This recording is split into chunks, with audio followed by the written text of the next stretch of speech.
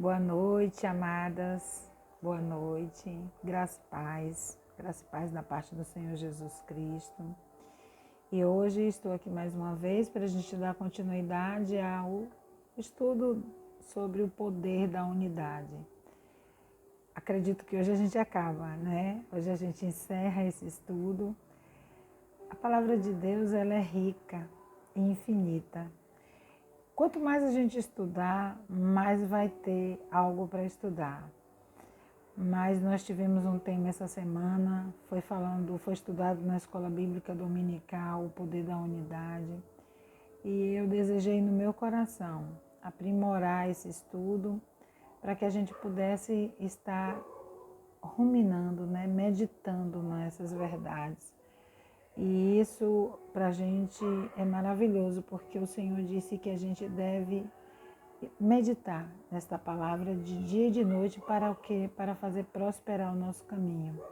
Então eu decidi, através desses vídeos que eu estou fazendo por partes, para não ficarem muito longos, trazer para mim e para vocês, porque à medida que eu estudo, que eu passo, na verdade, para vocês, eu estudo. E quando eu estudo, eu aprendo também. E quando eu ministro, eu continuo aprendendo. Então, vamos ver, né? Nós falamos já do poder da unidade, né? Nós falamos essa parte sobre a unidade. O texto principal foi lá em Êxodo 11, de 1 a 9. A gente se estendeu de 1 a 9. Então, no último estudo nós falamos sobre os benefícios da unidade. E hoje nós vamos falar sobre o que pode se tornar um empecilho, o que pode atrapalhar a unidade. E antes, né, concluindo assim a última parte, a parte 2 deste estudo, nós vimos sobre os benefícios e o propósito que é. Então, qual o propósito final que a gente viu do benefício da unidade? É revelar o amor de Deus à humanidade. Este amor é revelado por Deus, estar em Jesus, e este está em nós. Então, Deus, ele estava em Jesus quando ele andou aqui na terra, e aí, através do Espírito Santo, Jesus veio para nós e está em nós. E qual é o propósito disso? Revelar o amor de Deus por Jesus, por nós, à humanidade. Para quê? Para que elas sejam também atraídas por este amor. Quando estamos em unidade, o amor de Deus é revelado à humanidade. Esse foi um pensamento que na hora que eu estava ministrando aqui, ontem, né? Ontem que eu postei o vídeo, então quando eu estava ministrando eu recebi isso assim, né? Veio com muita clareza. Quando estamos em unidade, o amor de Deus é revelado à humanidade. Então esse é o propósito-chave, é o propósito do que o Senhor de fato pretende ao estar promovendo entre nós a unidade. Só que essa unidade depende de nós querermos. Nós vimos também, né, que nós temos que ser diligentes por preservar a unidade entre nós. E hoje nós vamos falar sobre os empecilhos. Então nós vamos começar até com um texto que está lá em Provérbios 16. Provérbios, nós estamos estudando, né? Nós estamos no desafio da leitura do livro de Provérbios. Vai ser o que? 12 vezes Provérbios neste ano de 2025. Então, acabamos o mês, iniciamos de novo, porque Provérbios é o livro que tem 31 capítulos e como o mês de janeiro tem 31 dias, então é um capítulo por dia. Nos meses que não tiver 31, a gente lê os dois, né? Lê 2 em um dia para poder finalizar, mas no final deste ano, com certeza, a gente vai estar mais sábias, né? Vamos ser pessoas mais sábias. E aqui diz assim, Provérbios 16, 18, diz assim: a soberba precede a ruína e a altivez do espírito a queda. Então, preceder é o que vem antes. Então, a ruína, quando vem para a vida de uma pessoa, ela não veio sem motivo. Ela antes teve o quê? Qual foi o motivo? A soberba, né? Ali os homens estavam todos unidos, a gente pode ver que na Torre de Babel eles estavam todos unidos para aquela construção, mas a motivação do coração deles era soberba. Era fazer com que o nome deles se tornasse célebre, alcançar o céu, né, com aquela construção, se unir e serem fortes. E de fato eles estavam fortalecidos naquela unidade. Agora, a intenção do coração deles não foi boa. A motivação não foi boa. Então, assim, o que aconteceu? Deus usou da soberania e desfez aquilo ali. Então, aconteceu o que? A ruína. Aquela construção, ela não deu mais continuidade, o povo se espalhou por toda a terra e aquele trabalho que eles tiveram para poder fazer até ali ficou parado, estagnado, não avançou. Então, a ruína veio, né? Quando eu trabalho em construção civil, então, assim, é muito interessante, eu gosto muito de ver o processo de evolução de obra, porque está no nada e ali começa a fazer a fundação e daqui a pouco vem, você vai diante dos seus olhos, você vai vendo, né? No meu caso mesmo, que eu trabalho na construção de um prédio alto. Então você vai vendo assim, cada dia que passa está mais avançando. É muito lindo. Mas quando uma construção também ela é embargada, ela fica paralisada, dá uma dor. Eu sinto uma dor muito grande assim quando eu vejo algo desse tipo, porque é algo que estava sendo construído e de repente aquilo ali fica parado. Então parou o trabalho, parou o empenho, parou o dinheiro investido, o tempo, a energia. Então ficou tudo ali parado, estagnado, se tornou uma ruína, se tornou simplesmente um local que você vê e você se questiona por que aquilo não avançou, por que aquilo não continuou. Eu, pelo menos, me questiono assim, né? Então, ou então quando você, não sei quem lembra do Aeroclube mesmo, ele era bem mimoso, aquela coisa assim, bem feitinha, e de repente, por causa das práticas que começaram a fazer lá, assim, né? Então, foi uma coisa que se destruiu muito rapidamente, foi o Aeroclube. E ele ficou de repente feio. Aí agora veio uma nova construção, está lá o centro de convenções. Então, quando você está em unidade, algo bonito ele é construído, algo bom é construído. E por isso que nós devemos, né, evitar a soberba. Por quê? Porque a soberba ela vai conduzir à ruína. Então, muitas vezes Deus está acrescentando nas nossas vidas, está fazendo na nossa vida, está nos levantando. E aí a gente começa a achar que é nosso. Não, não é nada nosso. É tudo dele e é para ele. Para ele são todas as coisas. E a gente precisa todos os dias ser, né, relembrado dessa consciência. A gente precisa se lembrar disso. Que tudo é por ele, para ele, são todas as coisas. E tudo que nós temos é um dom que vem dele. E é para uma finalidade. Para que a gente possa viver em unidade e essa unidade revelar o amor dele à humanidade. E tudo vai resultar em salvação, né? Então, vamos estar todos os dias nos conscientizando de que tudo é dele, por ele, para evitar o quê? A soberba. Porque, gente, nós todos, nós não podemos nos enganar. Ah, não, eu não sou assim. Não. Nós somos seres que estamos aqui na Terra e nós temos sentimentos. E os sentimentos que nós temos são bons e ruins, nós estamos sendo tratados, nós estamos sendo lapidados, nós estamos nesse processo. E nós não estamos livres de agir de maneira, entendeu, que seja reprovado.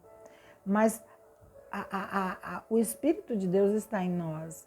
Então, a gente precisa estar analisando, sondando, pedindo, né? Como a Davi fez, Senhor, sonda-me e vê se há em mim algum caminho mau e guia-me pelo caminho correto.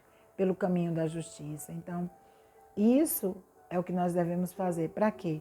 Para que a soberba não se aposse de nós, do nosso coração, da nossa vida, e a gente venha promover a ruína. Altivez de espírito, ou seja, me achar, isso é meu, não é meu. Isso eu aconteço, eu faço. E as mulheres, é natural que as mulheres, por elas terem passado muitos anos sem reconhecimento da sociedade, por a gente passar muito tempo, muitas vezes, né, como se fosse a segunda. Então, quando a gente está sendo... quando a gente tem virtudes, que a gente consegue reconhecer as virtudes, os valores que nós temos, então nós temos que ter consciência e nós temos que ter a prudência de não ser altivas. Reconhecer, eu costumo sempre dizer, a gente precisa reconhecer os nossos valores sim, porque eles são dados por Deus. A gente precisa reconhecer que nós temos talento sim, porque eles são dados por Deus. A gente só não pode ser arrogante por possuir isso.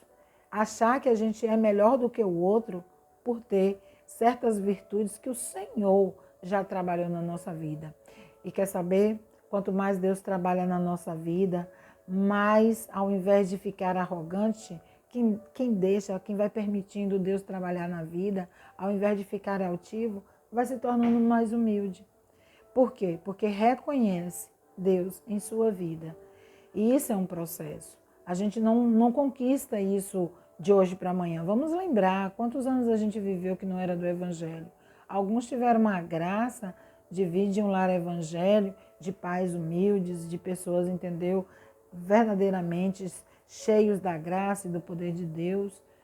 Outros não. Eu não nasci no Evangelho. Quando eu vim para o Evangelho, acredito eu que eu já estava com mais do que 25 anos de idade.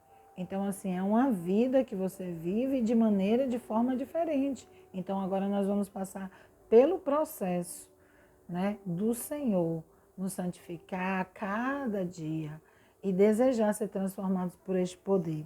Então, assim, Provérbios 16, 18, ele nos fala que a soberba é um empecilho para a unidade. O que é mais empecilho, né, para a unidade? Vamos lá, em Mateus 24, 25, 23, 24.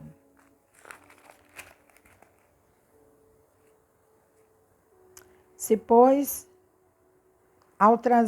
no trazeres ao altar a oferta e ali te lembrares que teu irmão tem alguma coisa contra ti, deixa perante o altar e a tua oferta, deixa perante o altar a tua oferta, vai primeiro, reconcilia-te com teu irmão, e então, voltando, faze a tua oferta.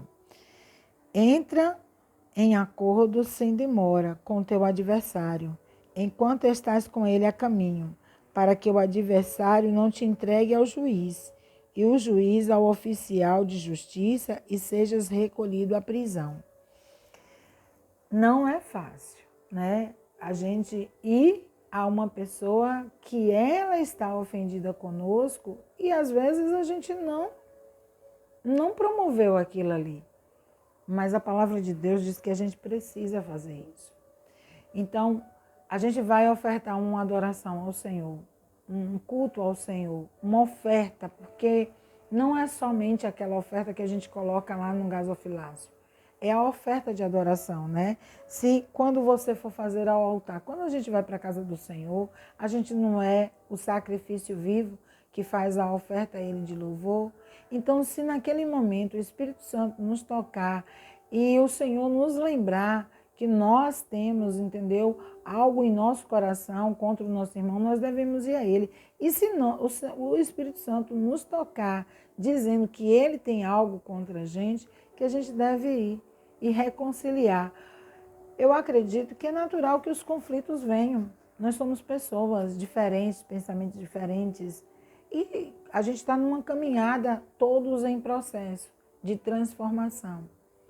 De natureza, de mentalidade, de conhecimento. Todos estamos no mesmo barco, porque com os olhos na eternidade. passando pelo mesmo processo. Então, não vamos nos iludir achando que a gente, não, eu tenho paz com todo mundo. No que depender de nós, nós devemos ter paz com todo mundo, mas infelizmente, nem sempre as coisas, entendeu? É assim. Às vezes a gente provoca algum tipo de situação que pode machucar o irmão e às vezes a nossa intenção não foi aquela, mas machucou. Então, se o Espírito Santo nos tocar, devemos ter o coração sempre disposto a perguntar: Senhor, eu tenho, né? O que o Senhor quer? Está ligado no Espírito para que o Senhor mesmo flua e a gente tenha essa coragem, porque eu encaro isso como coragem. Por quê? Porque você vai ter que reconhecer que você ofendeu, que você entristeceu, que você fez alguma coisa, entendeu? E que aquele irmão está aborrecido com você. Aquele irmão está aborrecido. Então a gente vai. E para isso a gente precisa de quê? Da ajuda do Espírito Santo. Senhor, me dê graça. Me dê graça. Se o Senhor trouxer algo ao nosso coração, então vamos pedir graça ao Senhor para poder ir e resolver. Porque o Senhor fala aqui, o que eu achei interessante foi: entre em acordo sem demora com o teu adversário. Então é para entrar em acordo, é para resolver. Ou seja, os problemas vão vir, as dificuldades, as diferenças vão vir, mas ela não pode prevalecer. Por quê?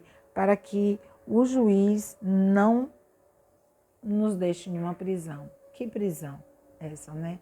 A prisão da falta de perdão. Porque a própria palavra do Senhor diz assim, que se a gente não perdoar, pois a oração do Pai Nosso, né? Pois se nós devemos o quê? Perdoar aqueles que nos ofendem, porque se não perdoar, assim o vosso Pai não vos perdoará. Então, assim, não adianta a gente querer fazer de outra forma que está contrário à palavra. Né? Perdoai as nossas ofensas, assim como nós perdoamos aos nossos devedores, aqueles que nos têm ofendido. Porque o quê? Se nós perdoamos, Deus, Ele perdoa as nossas ofensas. Aquela parábola que o Senhor Jesus fala, né? Sobre o rapaz que devia uma dívida enorme, o rei absolveu ele daquilo que ele devia, mas depois ele foi e encarcerou, colocou o servo lá preso. Por quê? Porque estava devendo uma quantia a ele. E ele foi reprovado pelo rei, né? Ele não foi aceito diante do rei por conta dessa atitude. Então, assim, a gente, para viver o evangelho, a gente tem que lembrar de uma coisa, que nem tudo vai ser fácil, mas vai ser possível porque o Senhor está em nós e é Ele que nos fortalece e nos leva a viver de acordo com a vontade dEle. Então, eu só quero ler essa daqui, lá na Bíblia Viva, né? Porque ela tem uma linguagem clara.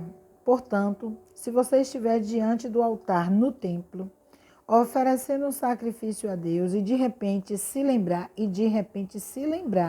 porque muitas vezes a gente esquece aquela história, né? Às vezes porque você mesmo não está com nada no seu coração.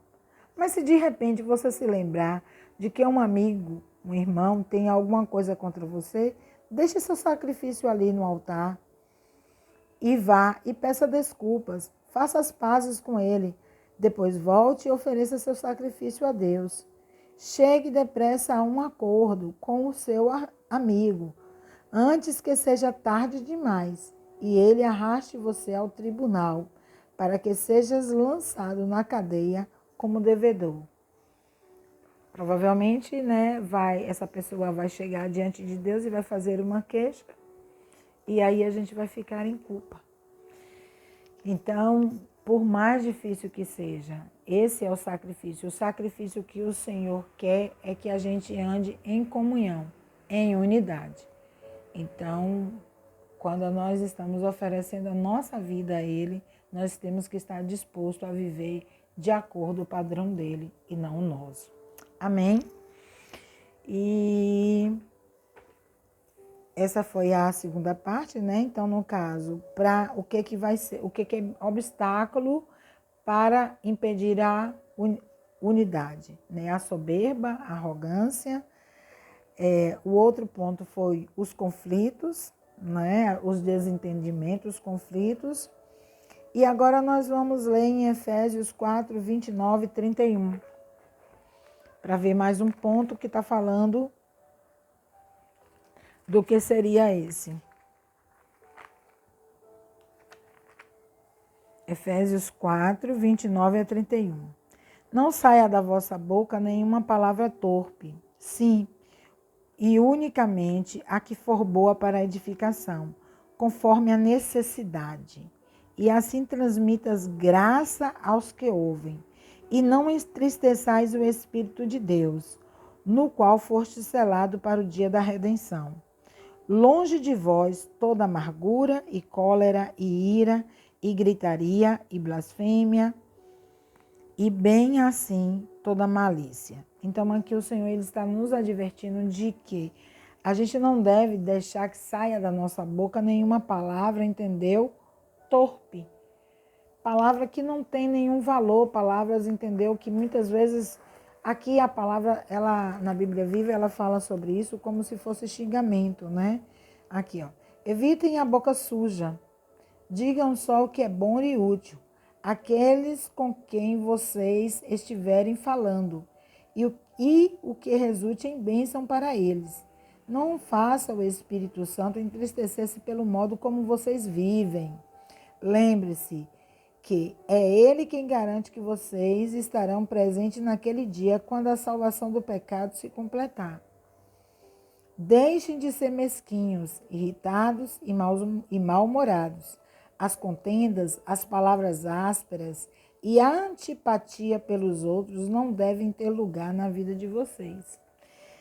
Então, assim, essa linguagem aqui, ela traz com muita clareza, né? Que a gente não deve, porque quando a gente faz isso, logo de imediato a gente entristece o Espírito Santo. Por isso que muitas vezes a gente sente aquela tristeza e a gente não sabe por quê.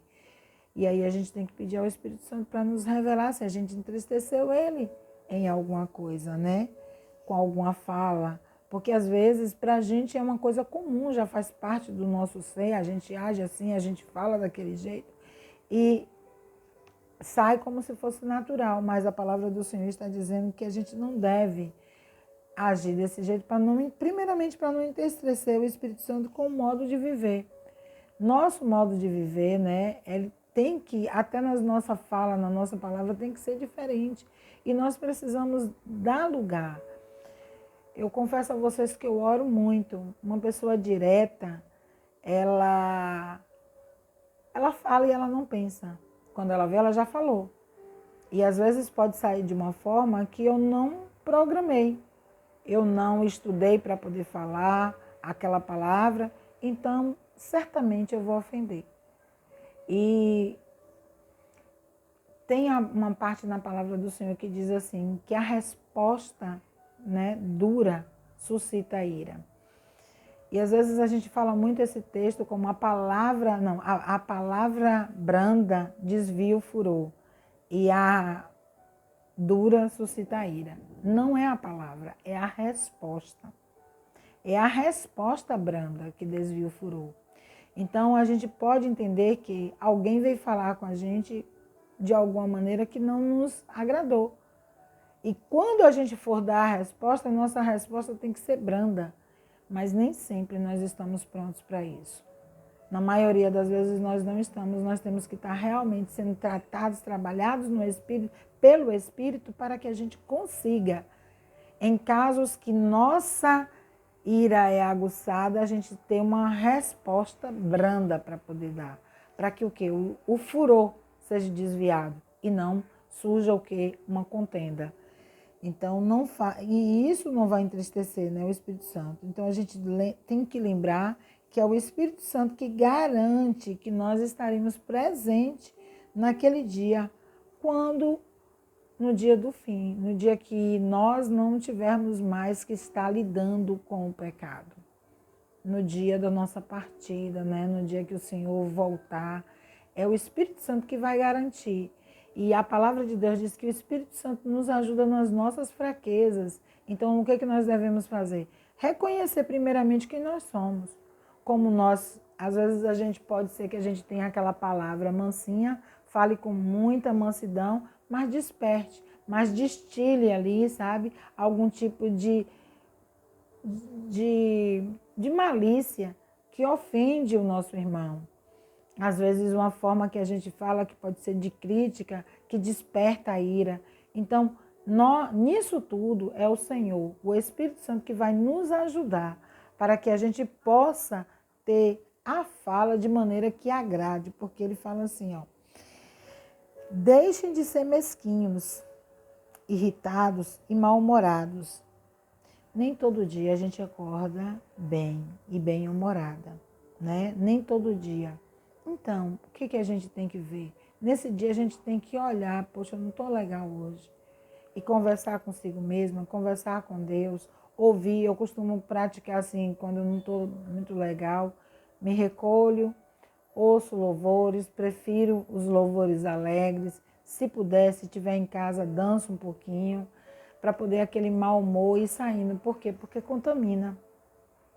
Porque quando a gente não está bem, a gente fica impaciente para poder falar com as pessoas, para dar resposta às pessoas. E às vezes a gente pode maltratar. E a nossa intenção nem foi aquela. Mas aí quando a gente vê, o estrago já está feito, né? As contendas, as palavras ásperas e a antipatia pelos outros não devem ter lugar na vida de vocês. Tem aquela história, né, que a gente fala assim: eu gosto de fulano de graça, eu olho para ela, eu gosto dela de graça. Mas tem pessoas também que olham para a gente e falam assim: eu não vou com a cara de fulano. Não é verdade?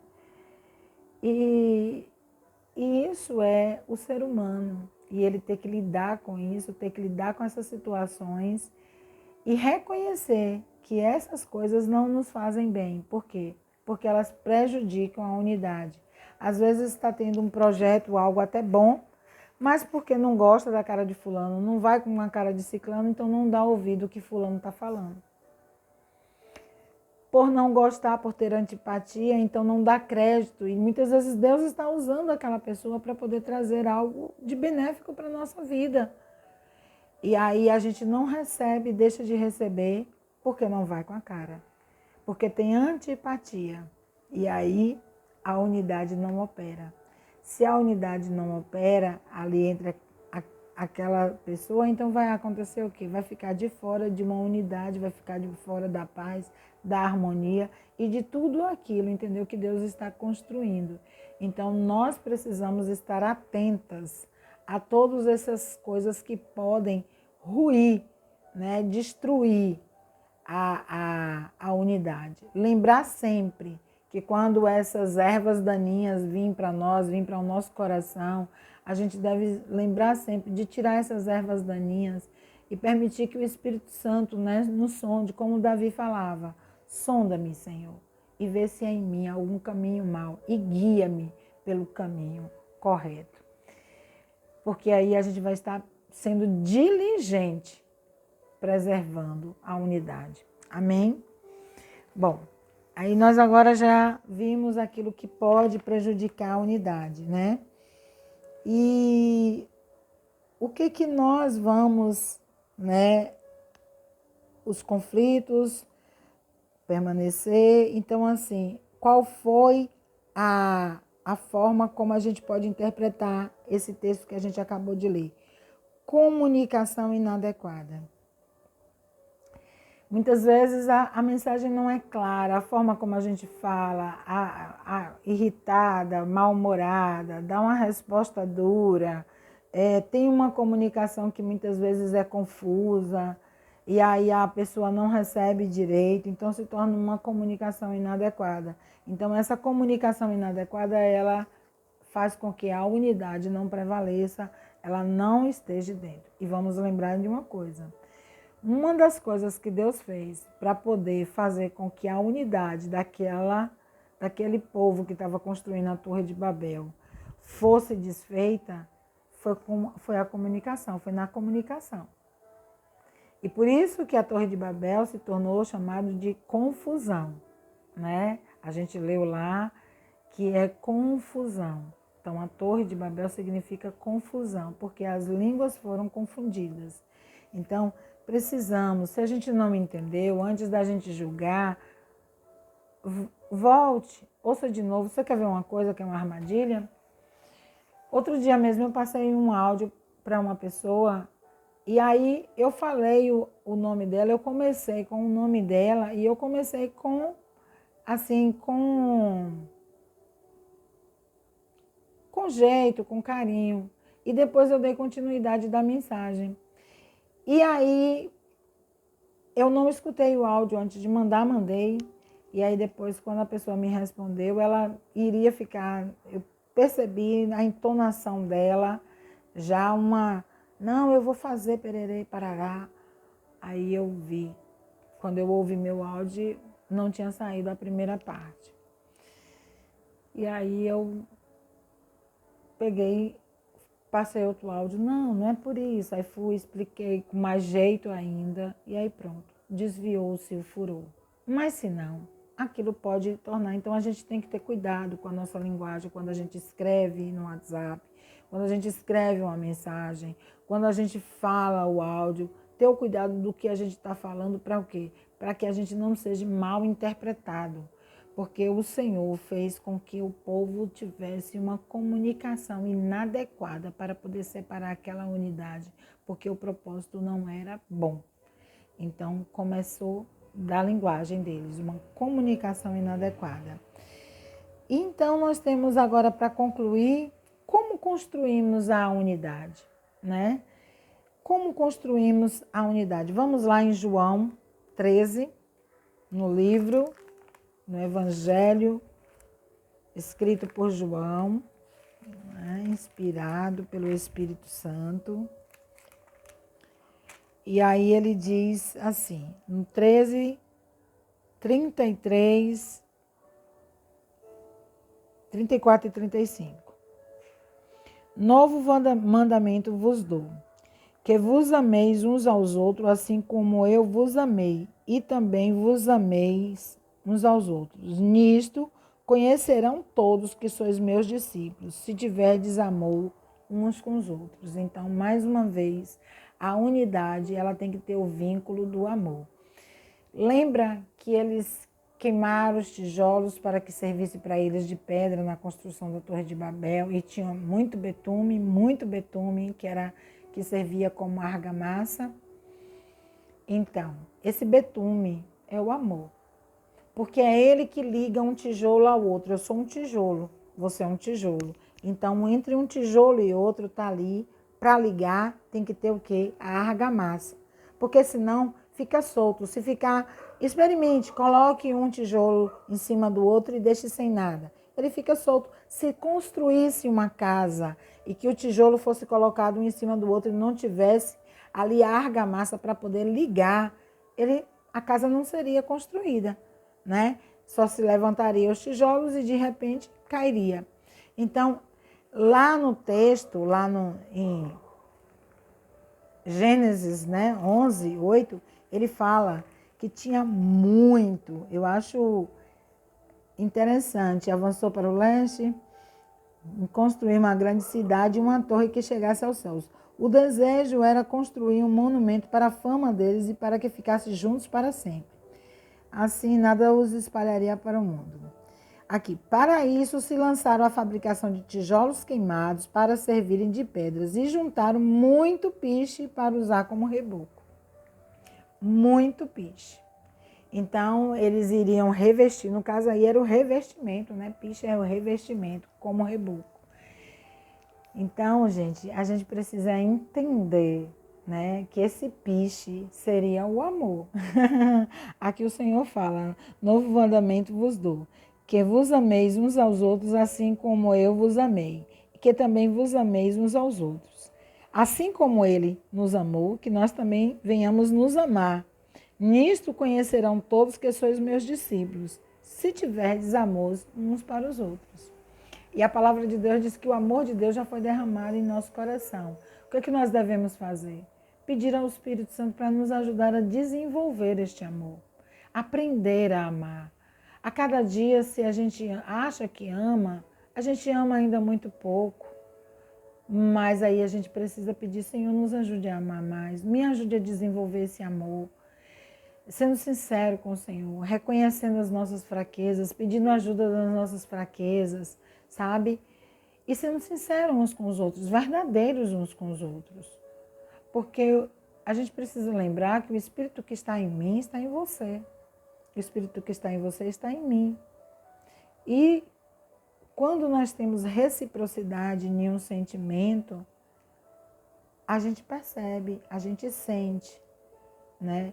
Então a gente precisa estar sempre disposto a amar e a ser verdadeiro, né? E entender o que é o amor, reconhecer o que é o amor e pedir ao Senhor, me ensina.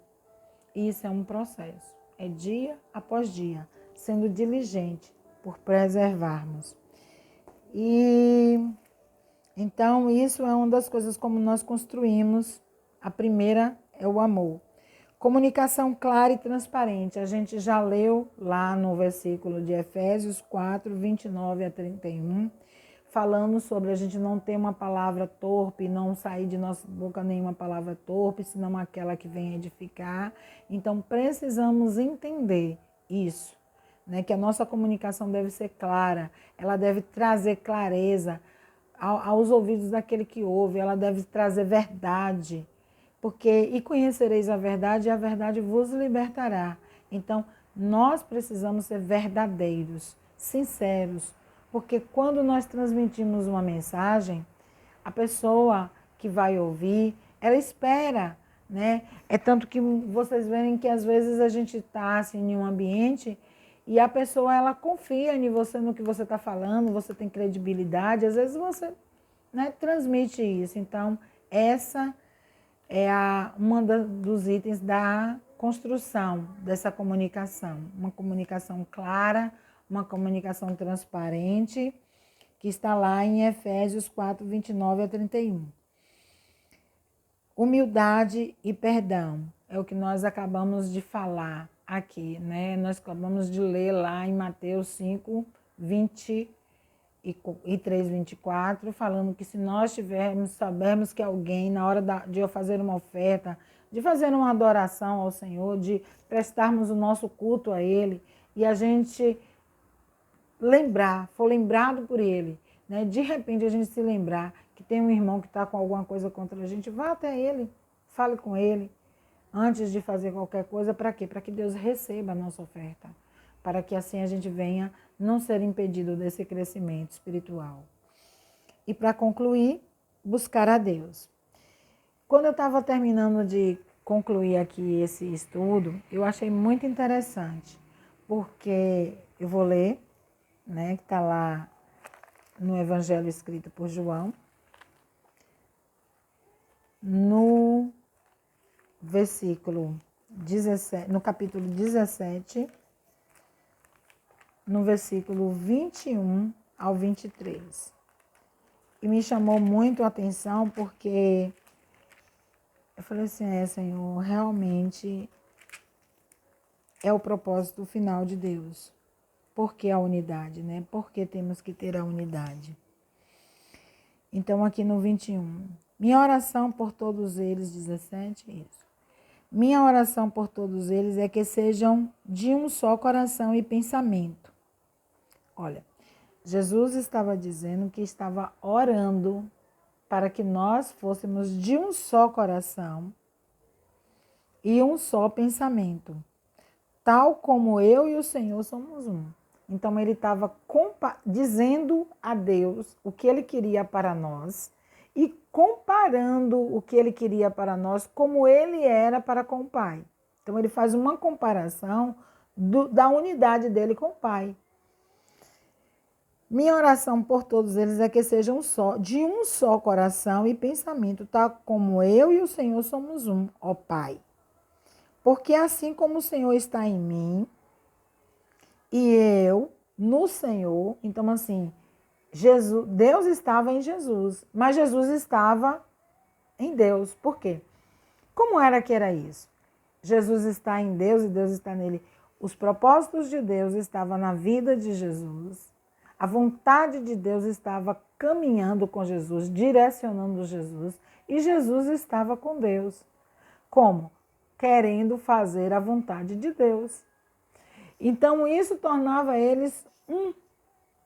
E da mesma maneira nós devemos ser. Estar nele e ele em nós. Sermos um com ele. Para quê? Aí a gente vê. Somos um. E no Senhor. Assim estejam eles em nós. Aí a gente já vai estar em Jesus e em Deus e o Espírito Santo. Assim o mundo verá que a minha missão é do Senhor mesmo. Então, qual é a missão de Jesus?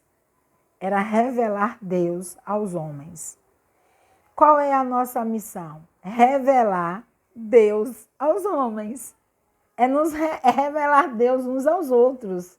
Então, essa é a finalidade de estarmos unidos, sermos uns com os outros, para estarmos em Jesus. Por isso a necessidade de que, se a gente sabe que tem alguém que, né, algum irmão que tem alguma coisa contra nós, a gente deve ir. Para quê? Para poder ser diligente em permanecer na unidade. E aí ele fala.